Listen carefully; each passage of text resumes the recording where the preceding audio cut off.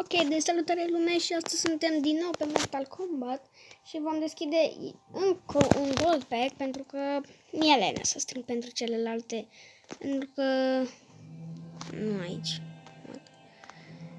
pentru că costă prea mult. Bine, aș putea să strâng pentru alt gold pack-ul ăsta, dar sincer nu prea aș vrea. Hai să deschidem acest gold pack. Ok, așteptăm puțin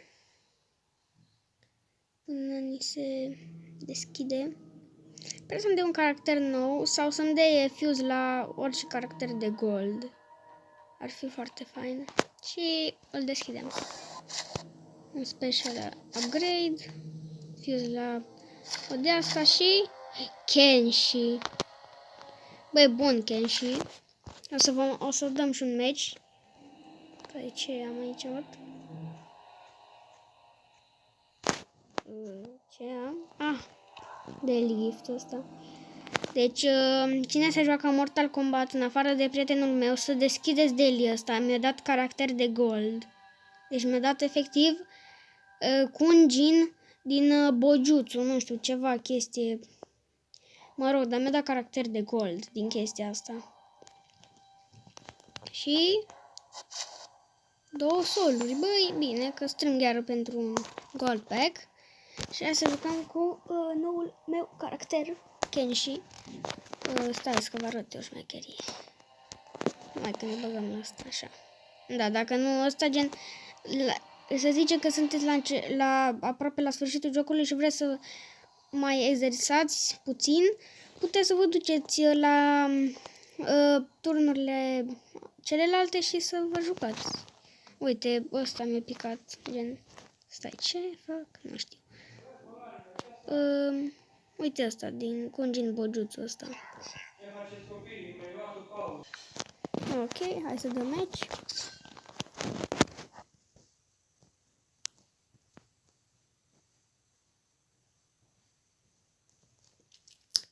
Se încarcă. Scarlet asta e din MK11, asta de pe ecran, dacă în caz că nu știați.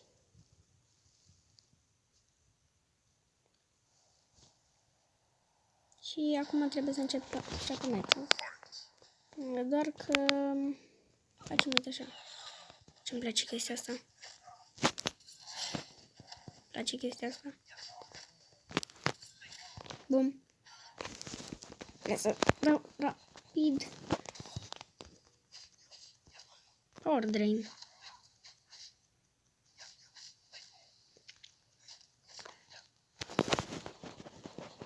Nici laterale nu prea pot, în sus dau cel mai bine.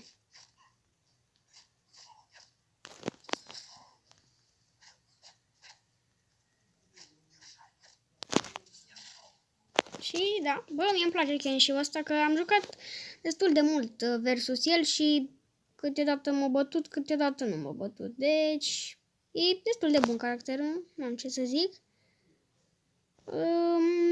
Da, hai să mai dăm chiar un match. Și vom încheia acest episod.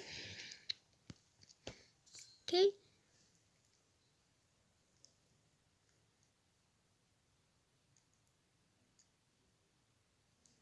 Era fain la Gold Pack să existe o șansă extrem de mică să-ți dea caracter de Diamond, dar nu cred, n-ar fi corect. E Gold Pack și îți dă caracter de Gold și na, practic nu-i Diamond Pack de la nebunie. Pâng.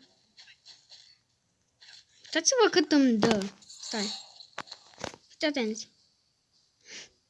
Îmi dă câte... A, bă. Bă, îmi dă ceva.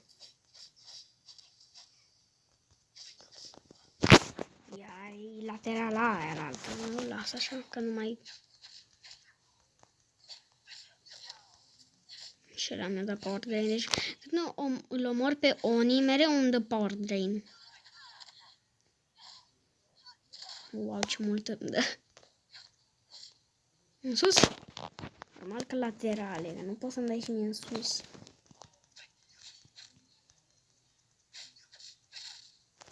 Și da, hai să ne băgăm la un turn mai mare. Așa e prea ușor. Au viață prea puțină și nu-mi place. Vreau să dau mai mult cu el. Vreau să efectiv să dau mai multe hituri cu el. Că așa dau câte 5 hituri cu el și s-au dus ăștia. Sau cât trebuie să cât le dau.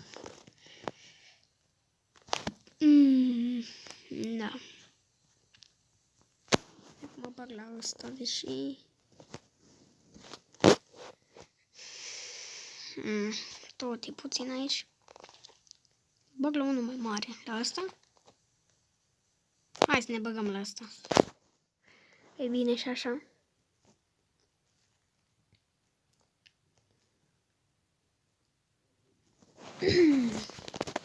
De ce tot apare Scarlet asta din MK11 pe imagine?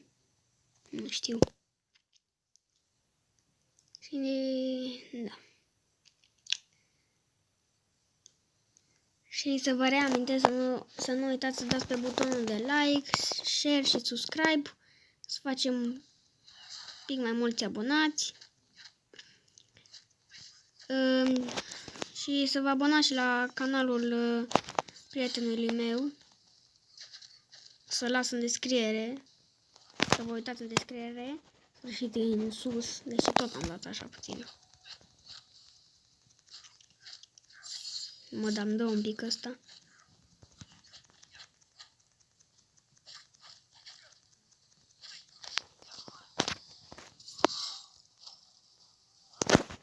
Iar e lateral.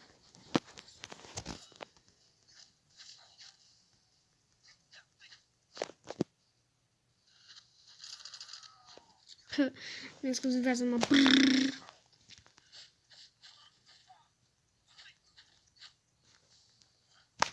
E laterale, altă o să dau, cred că vreo 60 lor.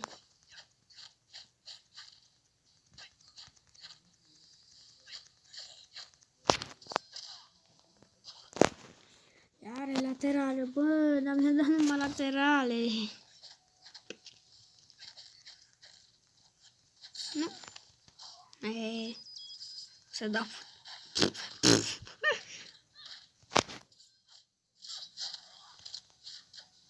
Uitați-vă ce puțin am dat ăștia. Vreți să vă arăt ce care mă? Am zis acum? 12.000. Ce-mi place să mă joc la towere mici. După aia să-mi dau a doua abilitate cu el. Doamne. Ok.